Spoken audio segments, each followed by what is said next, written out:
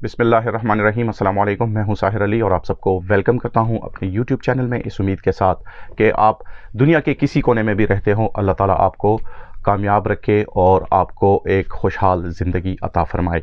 दोबारा आप लोगों के साथ एक वीडियो शेयर करने आया हूँ, इन्फॉर्मेशन शेयर कर रहा हूँ एक ऐसे वीज़े के हवाले से कि जब भी मैं एक वीडियो शेयर करता हूँ वर्क परमिट के हवाले से, तो उसमें से ये सवालात उठते हैं कि हम वर्क परमिट कैसे हासिल कर सकते हैं। ये नहायत ही मुश्किल काम है, वहाँ पर एम्प्लॉयर को ढूंढना और उसके बाद उनसे कॉन्ट्रैक्ट करना। तो आज की वीडियो एक ऐसी वीडियो है जिसमें आप वर्क परमिट हासिल करने के लिए उसी मुल्क में एंट्री कर सकते हैं और वहाँ पर अपने लिए एक आला किस्म की जॉब ढूंढ सकते हैं। बिल्कुल बात कर रहा हूँ जर्मनी जॉब सीकर वीज़ा के हवाले से। यानी आप जिस कंट्री में जा रहे हैं, जर्मनी में, वहाँ पर आप नौकरी की तलाश में जा रहे हैं, ये आपका एक वैलिड रीज़न है। यानी आप वहाँ पर जाकर अपने लिए नौकरी ढूंढेंगे और नौकरी के बाद वो जॉब सीकर वीज़ा आप वर्क परमिट में तब्दील कर सकते हैं। उसकी क्या रिक्वायरमेंट है, कैसे आप ये वीज़ा हासिल कर सकते हैं, कौन कौन से लोग एलिजिबल है और इसकी क्या क्या रिक्वायरमेंट्स है, इसके अलावा प्रोसीजर क्या है, ये तमाम की तमाम इन्फॉर्मेशन इस वीडियो में मैं आपको अभी दूंगा।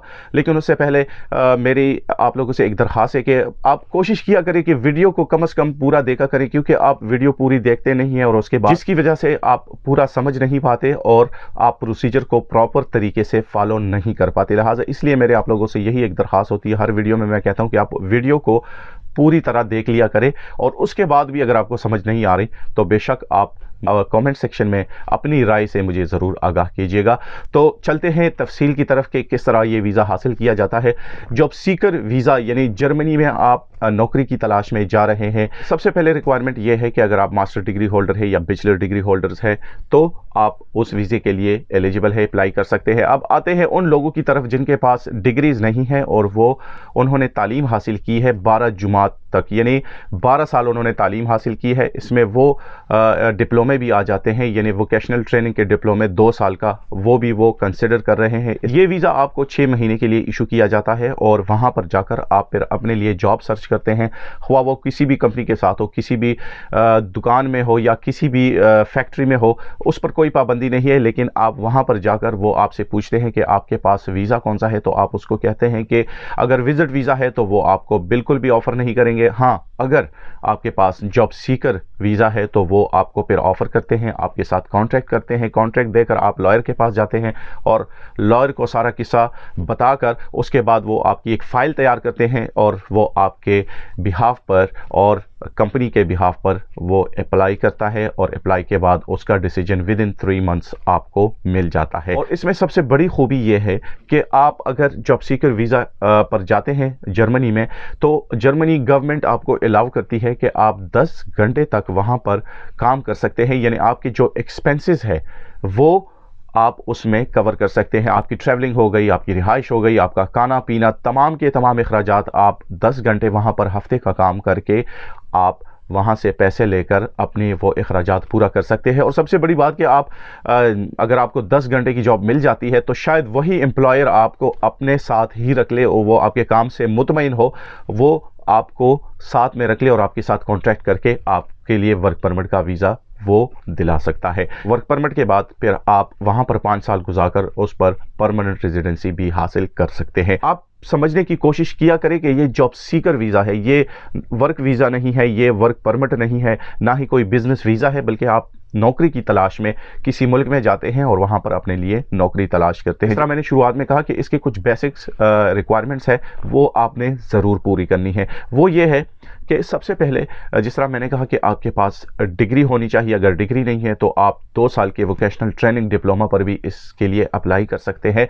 और दूसरी बात कि जब आप अप्लाई करते हैं तो उसके साथ जो जो डॉक्यूमेंट्स आपने लगाने हैं उसमें से एक बैंक स्टेटमेंट जो बहुत लाजमी है, जो मेरे ख्याल से हर कंट्री की रिक्वायरमेंट है। कुछ एम्प्लॉयर्स होते हैं कि वो आपको कहते हैं कि हम आपको सपोर्ट कर रहे हैं, तो शायद उसमें ना हो, लेकिन इस जर्मनी जॉब सीकर वीज़ा के हवाले से मैं अभी बात कर रहा हूं तो इसमें लाजमी है कि आपका बैंक स्टेटमेंट होना चाहिए। जिस तरह मैंने पहले भी जिक्र किया कि 5400 यूरो ये आपके अकाउंट में होने चाहिए। उसके साथ आपने जर्मन लैंग्वेज ज़रूर सीखनी है, उसके बगैर आपको वो वहाँ पर जॉब सीकर वीज़ा अलाउ नहीं करेंगे। क्योंकि आप जब किसी एम्प्लॉयर के पास जाते हैं तो वहाँ पर जर्मनी में ज़्यादातर जर्मन लैंग्वेज बोली जाती है, लिहाजा उसको ज़रूरत होती है कोई बेसिक्स आप सीख ले। तो जिस तरह B1 B2 टेस्ट होता है इंग्लिश का, इसी तरह जर्मन लैंग्वेज का भी टेस्ट होता है। तो वो टेस्ट आपने उनको पास करके देना होता है। और बात मैंने की 5,400 यूरो की, अगर वो पैसे आपके पास नहीं है, अगर आपका कोई रिश्तेदार जर्मनी में मौजूद है, आपका कोई दोस्त है और आप पर एतमाद करता हो, तो वो वहीं से आपके लिए एक स्पॉन्सर लेटर तैयार करके उसमें लिख दे कि मेरा ये भाई, मेरा ये दोस्त, मेरा ये भतीजा भांजा जो भी यहाँ पर आ रहा है, उसकी मैं पूरी जिम्मेदारी लेता हूँ, उसकी रिहाइश का, उसके खाने पीने का, उसके ट्रैवलिंग का। वो यहाँ साथ 6 महीने के लिए रह सकता है, मुझे कोई तकलीफ़ नहीं है। वो अपनी डिटेल्स तमाम की तमाम उस स्पॉन्सर लेटर में लिखेगा, आपकी डिटेल्स भी लिखेगा। तो उस सूरत में आपको एग्जम्प्ट किया जाता है कि आप स्टेटमेंट ना लगाए, क्योंकि वो स्टेटमेंट ऑलरेडी वहाँ पर उन्होंने उसकी ज़िम्मेदारी ले ली है। लेकिन अगर आप स्टेटमेंट लगाते हैं तो उसके लिए ज़रूरी है कि जर्मनी में एक अकाउंट खोलेंगे और उस अकाउंट में आप जब आपका वीज़ा लग जाता है उसके बाद आपने वो पैसे ट्रांसफ़र करने हैं। अगर आप इस तरह नहीं करते तो UBL बैंक अपना अकाउंट खोल सकते हैं और वहीं पर अपने पैसे जमा करके आपके वीज़े के बाद उसको आप ट्रांसफ़र कर सकते हैं।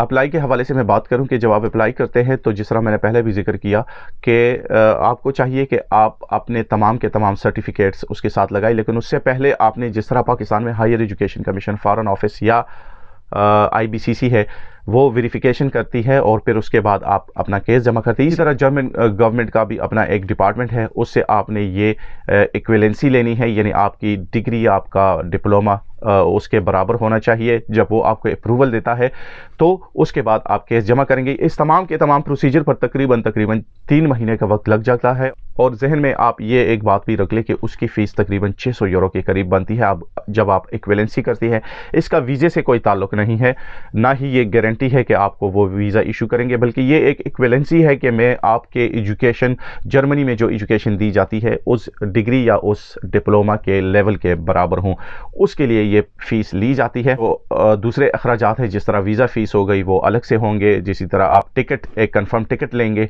रिटर्न टिकट, जिस तारीख को आप जाएंगे और वापस आएंगे, वो भी आपने 6 महीने का उसको शो करना है, यानी आप 6 महीने के लिए जा रहे हैं, वापस कब आएंगे, तो वो भी आपने उसमें मेंशन करना है। अगर आपकी किस्मत अच्छी हुई और आपको जॉब मिल गई, आपको वर्क परमिट मिल गया, तो उसके बाद आप वो टिकट रिटर्न कर सकते हैं।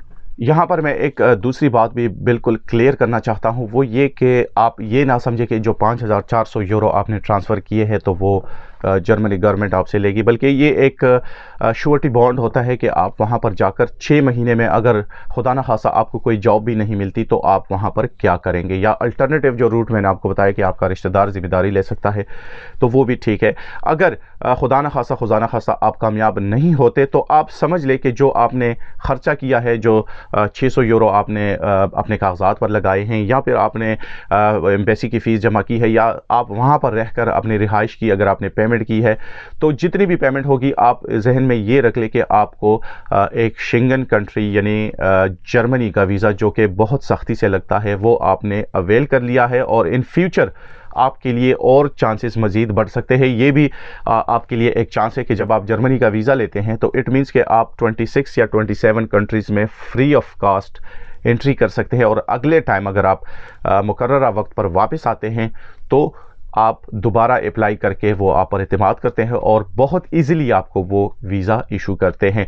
तो मैं तमाम उन दोस्तों को सजेस्ट करूंगा कि रादर देन कि आप किसी इलीगल तरीके से जर्मनी में एंटर होना चाहते हैं या यूरोप के किसी भी मुल्क में, UK में, कनाडा में, या जिसका भी आप सोच रहे हैं ख्वाहिशमंद है, आप कोशिश किया करें कि थोड़ी बहुत इंफॉर्मेशन लेकर अगर आपको एक लीगल तरीका उन्हीं पैसों में, मेरे ख्याल से ये बहुत कम पैसों में आप ये चांस अवेल कर सकते हैं। लेकिन मेरे ख्याल से जिस तरीके से आप लोग जाने के ख्वाहिशमंद होते हैं, इल्लीगल तरीके से शॉर्टकट ढूंढने की खातिर आप अपने आप को भी तकलीफ़ों में डालते हैं और साथ में अपने जो आपके बड़े हैं, आपके माँ बाप, उनको भी आप तकलीफ़ देते हैं। तो उससे ये तरीका काफ़ी बेहतर है। लेकिन सिर्फ बार बार मैं यही कहता हूँ कि हिम्मत मर्दा मदद खुदा। आप हिम्मत करें, अल्लाह बरकत देगा। कोशिश कीजिएगा कि आप पॉजिटिव थिंकिंग करें। इंशाल्लाह नेक्स्ट वीडियो में दोबारा किसी नई इन्फॉर्मेशन के साथ दोबारा हाजिर होऊंगा। तब तक के लिए इजाज़त, अपना बहुत ख्याल रखिएगा। अल्लाह हाफिज़।